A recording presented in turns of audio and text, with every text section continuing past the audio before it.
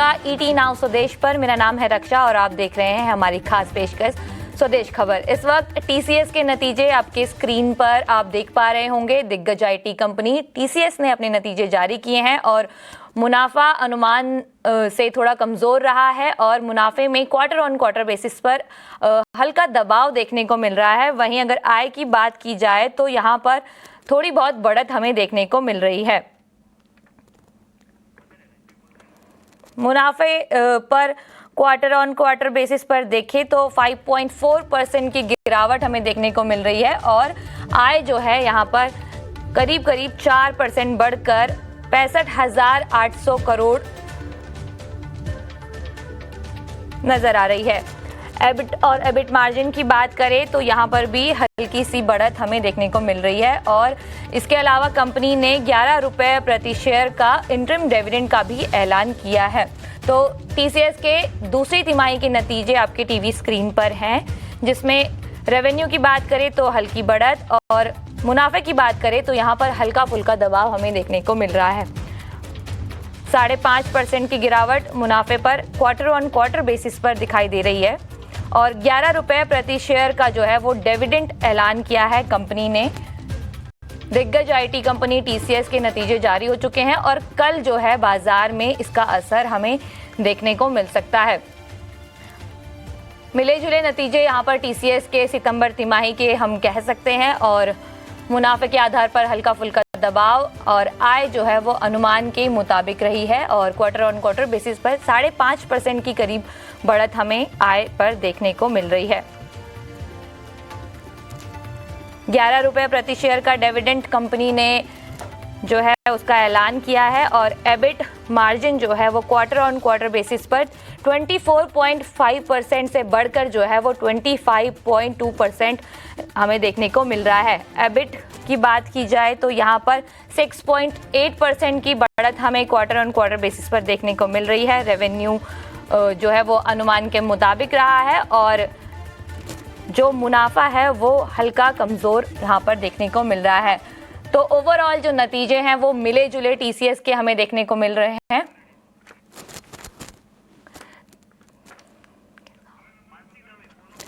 इस पर हमारी सहयोगी मानसी दवे आपको बताएंगी कि कैसे रहे टीसीएस के तीसरी तिमाही के नतीजे। जी मानसी, बताइए कैसे देख रही हैं आप नतीजों को?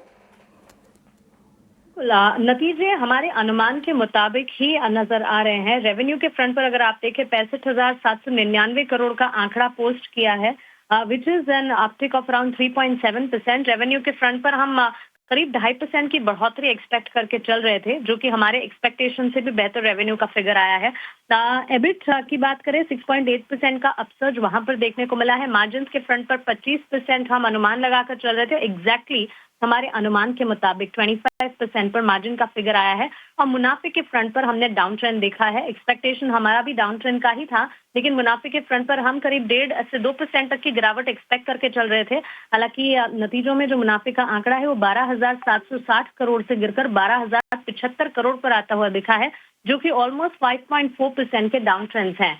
अब यहाँ पर कंपनी ने डिविडेंड का भी ऐलान किया है और मुनाफे की अगर बात करें वहां पर गिरावट के पीछे की सबसे बड़ी वजह यहाँ पर कई सारे कारण हम बता भी रहे थे। 1 month impact of wage hike, talent investment, लगातार आईटी कंपनियां टैलेंट इन्वेस्टमेंट में काफी हद तक निवेश करती है।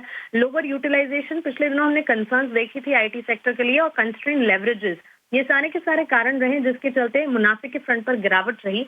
All in all score card की अगर मैं बात करूं, रेवेन्यू के फ्रंट पर अबव हमारा एक्सपेक्टेशन है, हमारे एक्सपेक्टेशन अनुमान से बेहतर है नतीजे। एबिट के फ्रंट पर हमारे एक्सपेक्टेशन से बेहतर है। मार्जिन कंपनी के जो आए हैं वो absolutely in line with our expectation at 25%, जो हम मानकर चल रहे थे वही आए हैं। और मुनाफे के फ्रंट पर एक्सपेक्टेशन हमारे मुनाफे में कटौती के थे, गिरावट के थे, और उसी तरह से हालांकि गिरावट और गहराई है, 5.4% के नेगेटिव डाउन ट्रेंड प्रॉफिट के फ्रंट पर। All in all as per our expectation. जी बिल्कुल मानसी, मिले जुले नतीजे हमें टीसीएस के देखने को मिले हैं,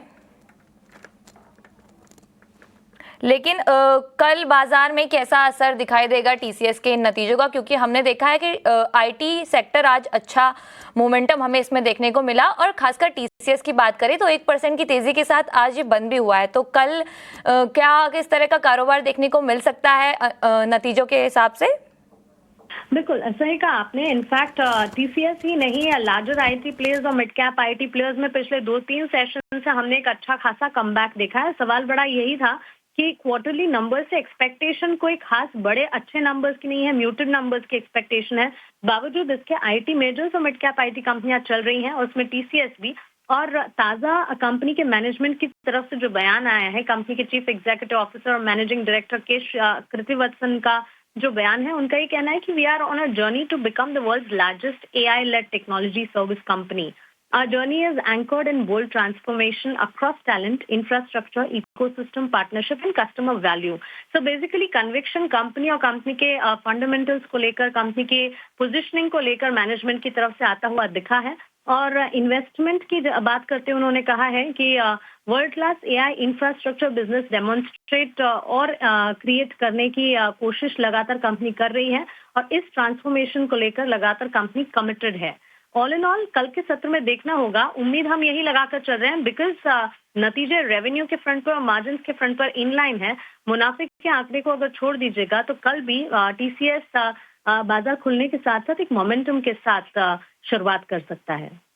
जी बिल्कुल, कल बाजार में मूवमेंट दिखाई दे सकता है टीसीएस के नतीजों के बाद और मिले जुले नतीजे जो हैं वो टीसीएस के रहे हैं. और शुक्रिया करेंगे मानसी आपका इस पूरी जानकारी के लिए, अहम अपडेट के लिए. बुधवार की नरमी के बाद बाजार में आज फिर से खरीदारी देखने को मिली. निफ्टी 130 अंक चढ़कर 25,200 के करीब बंद हुआ, तो वहीं बैंक निफ्टी 170 अंक चढ़कर 56,200 के पास बंद हुआ. बाजार का पूरा हाल बताने के लिए मेरे सहयोगी रविंदर हमारे साथ जुड़ रहे हैं. जी रविंदर, बताइए कैसा रहा बाजार में आज दिन भर का एक्शन? जो आज ओवरऑल काफ़ी तेज़ी देखने को मिली. अगर बात करें निफ्टी 50 इंडेक्स की तो निफ्टी 50 इंडेक्स में जो है 130 पॉइंट्स की तेज़ी देखने को मिली और 25,200 के पास जो है बंद होता हुआ नजर आया. वहीं अगर उसकी बात करें डे स्लो से निफ्टी 50 इंडेक्स की तो डे स्लो से भी जो है निफ्टी इंडेक्स ने काफ़ी अच्छी खासी रिकवरी देखने को मिली, जहाँ पर निफ्टी इंडेक्स में जो है डे स्लो से 150 पॉइंट की इसमें रिकवरी देखने को मिली. और निफ्टी 50 इंडेक्स में जो है 45 स्टॉक जो है 50 में से वो अपने हरी निशान पर बंद हुए. वहीं अगर बात करें निफ्टी बैंक इंडेक्स की तो निफ्टी बैंक इंडेक्स में जो है 170 पॉइंट्स की तेज़ी देखने को मिली और 56,200 मार्क के आसपास जो है बंद होता हुआ नजर आया. इसी के साथ साथ जो आईटी स्टॉक्स है आज उसमें भी काफ़ी तेज़ी देखने को मिली, जहाँ पर टीसीएस में जो है काफ़ी तेज़ी देखने को मिली और इन्फोसिस में भी जो है 1% से ज़्यादा की तेज़ी देखने को मिली. अगर बात करें सेक्टर स्पेसिफिक की तो यहाँ पर सभी मेजर सेक्टर इंडेक्सेस जो है आज अपने हरी निशान पर बंद हुए और मेटल इंडेक्स और आईटी इंडेक्स में जो है काफ़ी तेज़ी देखने को मिली. इसी के साथ साथ रियल्टी स्टॉक्स में भी जो है काफ़ी अच्छी खासी बाइंग देखने को मिली, जहाँ पर अगर बात टाटा स्टील में भी जो है निफ्टी का आज का टॉप गेनर रहा है, जहाँ पर टाटा स्टील में जो है 2.5% से ज़्यादा की इस पर तेज़ी देखने को मिली. यहाँ पर टाटा स्टील ने जो अपने क्वार्टरली बिजनेस अपडेट अनाउंस किए हैं वो काफ़ी अच्छा है, जिसके चलते टाटा स्टील में तेज़ी देखने को मिली. वहीं एक्सिस बैंक जो है निफ्टी का आज का टॉप का लूजर रहा है, जिसमें 1% से ज़्यादा की गिरावट देखने को मिली. अगर बात करें स्टॉक स्पेसिफिक की तो यहाँ पर मेटल स्टॉक्स में जो है काफ़ी अच्छी खासी इसमें बाइंग देखने को मिली, जैसे कि Hindustan copper, Hindustan zinc, Lloyd SME and steel authority of India, in stocks में जो है काफ़ी बाइंग देखने को मिली.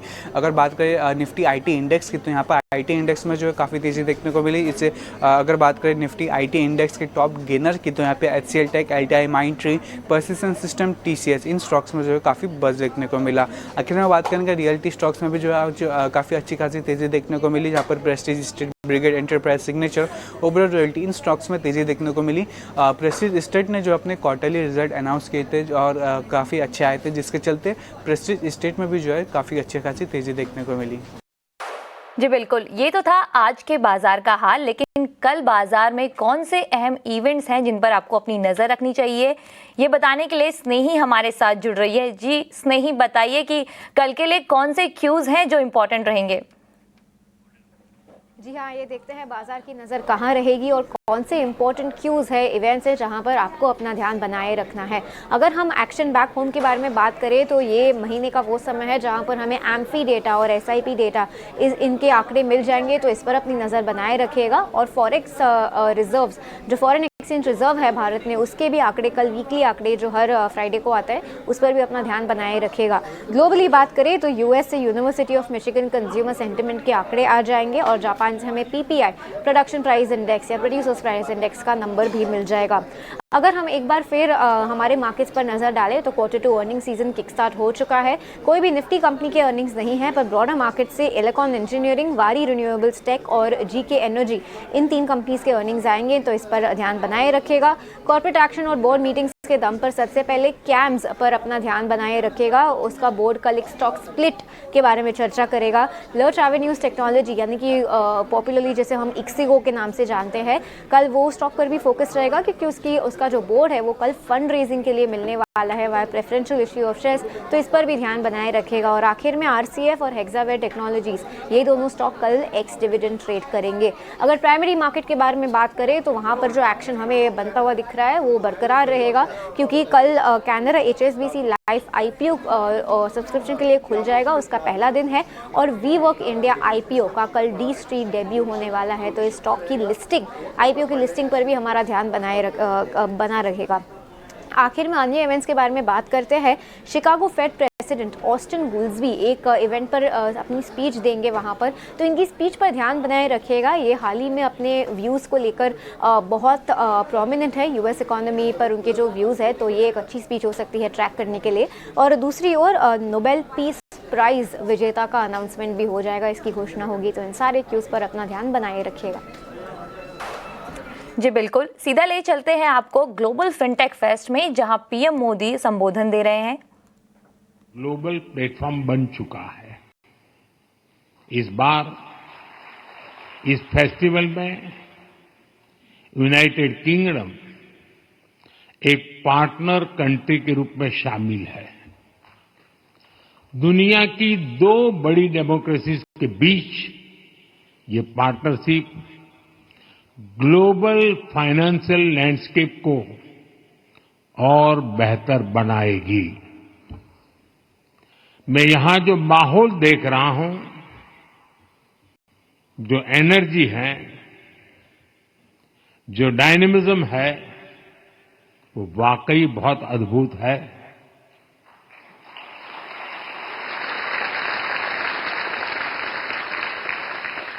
ये भारत की इकोनॉमी के प्रति, भारत के ग्रोथ के प्रति ग्लोबल ट्रस्ट का प्रतीक है। मैं क्रिस गोपालाकृष्णन जी को, आरबीआई गवर्नर को, श्री संजय मल्होत्रा जी, सभी आयोजकों और पार्टिसिपेंट्स को इस शानदार आयोजन के लिए बहुत बहुत बधाई देता हूं।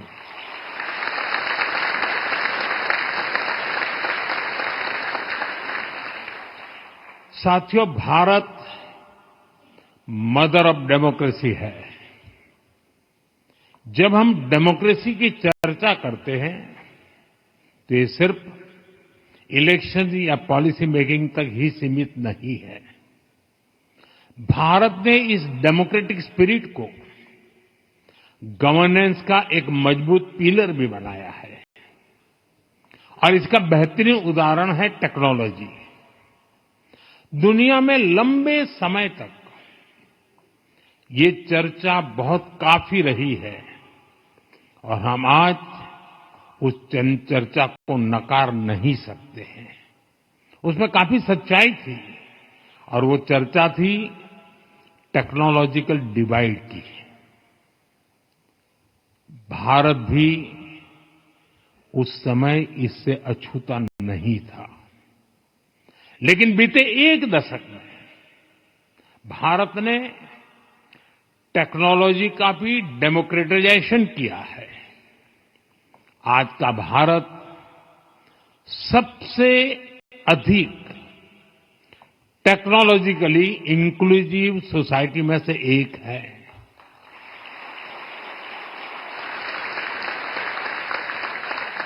साथियों, डिजिटल टेक्नोलॉजी का भी हमने डेमोक्रेटाइजेशन किया है।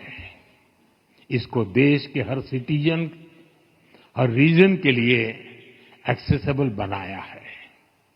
आज ये भारत का गुड गवर्नेंस मॉडल बन चुका है। ये एक ऐसा मॉडल है जिसमें सरकार जनहित में डिजिटल इंफ्रास्ट्रक्चर डेवलप करती है।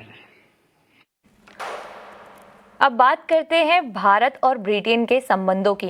ब्रिटेन के प्रधानमंत्री कीर स्टारमर और पीएम मोदी की मुलाकात के बाद एक संयुक्त बयान जारी किया गया। पीएम मोदी ने कहा कि भारत और ब्रिटेन संभावित साझेदार हैं, जिनकी साझेदारी ग्लोबल स्थिरता के लिए काफी अहम है। उन्होंने व्यापार समझौते से होने वाले फायदे पर बात की, कहते हुए आपसी सहयोग को और मजबूत करने पर जोर दिया। मौजूदा वैश्विक अस्थिरता के बीच ये वर्ष भारत यूके संबंधों की स्थिरता बढ़ाने वाला रहा है, अभूतपूर्व रहा है। इस वर्ष जुलाई में मेरी यूके यात्रा के दौरान हमने comprehensive economic and trade agreement यानी सीटा पर हस्ताक्षर किए थे। इस ऐतिहासिक उपलब्धि के लिए मैं अपने मित्र प्राइम मिनिस्टर स्टारमर की प्रतिबद्धता को और उनके विजन को मैं हृदय से सराहना करता हूं, उनका अभिनंदन करता हूं। ये केवल एक ट्रेड समझौता नहीं, बल्कि विश्व की दो बड़ी अर्थव्यवस्थाओं के बीच shared progress, shared prosperity and shared peoples का रोड मैप है। मार्केट एक्सेस के साथ साथ ये समझौता दोनों देशों में एमएसएमईज को बल देगा। इससे लाखों युवाओं के लिए रोजगार के नए द्वार भी खुलेंगे। भारत और यूके के बीच व्यापार समझौते को मजबूत करने की दिशा में एक बड़ा कदम उठाया गया है। पूरी खबर के साथ मौजूद है हमारी सहयोगी सुमिता करीर। जी, यूके और इंडिया के प्रधानमंत्री ने कुछ देर पहले अपना एक जॉइंट एड्रेस दिया, जिसमें यूके के प्रधानमंत्री ने बोला कि India is going to become the third largest economy by 2028 और यूके उसमें एक सिग्निफिकेंट रोल निभाना चाहता है। UK wants to be a part of the journey that India is currently undertaking. उन्होंने ये भी बोला कि दोनों साइड्स देख रहे हैं कि उनका जो कोलैबोरेशन एंड कोऑपरेशन है वो एक्सपैंड हो डिफेंस में, वो एक्सपैंड हो टेक्नोलॉजी और एआई के सेक्टर्स में and definitely in education, because काफ़ी सारी जो यूनिवर्सिटीज़ हैं यूके की universities, they are setting up their base here in India. In fact they will be catering to the humongous market that India provides so far as the education sector is concerned. The other important announcement that came as far as the India-UK CETA is concerned, well, Commerce Minister Piyush Goyal ने announce किया the signing of terms of reference for the repositioning of the Joint Economic and Trade Committee. ये जो JETCO या Joint Economic and Trade Committee ये क्या है? ये basically oversee करेगी कि सीटा का implementation और रोल आउट हो जाए, क्योंकि ये जो अग्रीमेंट है ये कुछ महीने पहले साइन हुआ था। हाउएवर इसका रोल आउट अभी पेंडिंग है और ये जो दोनों मंत्रियों के बीच में बायलैटरल मीटिंग हुई थी ये कल हुई थी और ओवरऑल उन्होंने बातचीत करी कि इसको ऑपरेशनलाइज कैसे किया जाए और उन्होंने कमिटमेंट अपनी दी कि results oriented implementation essentially which will be looked at for rolling out of this CETA। उसके अलावा जो दोनों साइड्स हैं उन्होंने बात की कि हमारी कॉम्प्लीमेंटरिटीज़ हैं एडवांस मैन्युफैक्चरिंग में, डिजिटल ट्रेड में, क्लीन एनर्जी और सर्विसेज में। अगर हम सीटा की बात करें तो क्यों ये अग्रीमेंट इतना इम्पॉर्टेंट है यूके और इंडिया के लिए? Essentially because for UK it will drive growth, jobs and prosperity in the domestic market. उनकी इकोनॉमी अभी ज़्यादा अच्छा नहीं कर रही है तो definitely this is a growth opportunity for them. Secondly, ये जो सीटा है it allows for comprehensive market access for goods across most sectors for India. There is duty elimination on approximately 99% of tariff lines जो cover करते हैं nearly 100% of trade value. As far as reductions, अगर हम reductions की बात करें तो अब सेक्टर्स जैसे मरीन प्रोडक्ट्स को देखेंगे या टेक्सटाइल्स एंड क्लोथिंग को देखेंगे, केमिकल्स को, बेस मेटल्स को और विस्की और जिन को देखेंगे, इनमें सिग्निफिकेंट ड्यूटी reductions हुए, particularly for whiskey and gin. Duties have been brought down from 150% to 75%. Cars में लेकर 100% से 10% तक ड्यूटी रिडक्शन हुआ है. इंडिया के एग्रीकल्चरल कम्युनिटी को भी डेफिनेटली मार्केट एक्सेस बेनिफिट्स मिलेगा वहाँ की मार्केट को एक्सेस करने से. वर्ल्ड हेल्थ ऑर्गेनाइजेशन के मुताबिक 2023 तक दुनिया भर में करीब 2.2 अरब लोग किसी न किसी तरह की कमज़ोर नज़र या अंधेपन के साथ जी रहे हैं. हैरानी की बात तो ये है कि इनमें से कम 1 अरब मामले रोके जा सकते हैं या फिर उनका इलाज संभव है. समय पर जांच, चश्मे, मोतियाबिंद सर्जरी और किफ़ायती इलाज के जरिए इसे रोका जा सकता है. इस पर वर्ल्ड साइट डे पर Hyundai का समर्थ अभियान जागरूकता फैला रहा है, जिससे एक ऐसा भविष्य बनाया जा सके जहां एक्सेसिबिलिटी हर किसी का अधिकार हो,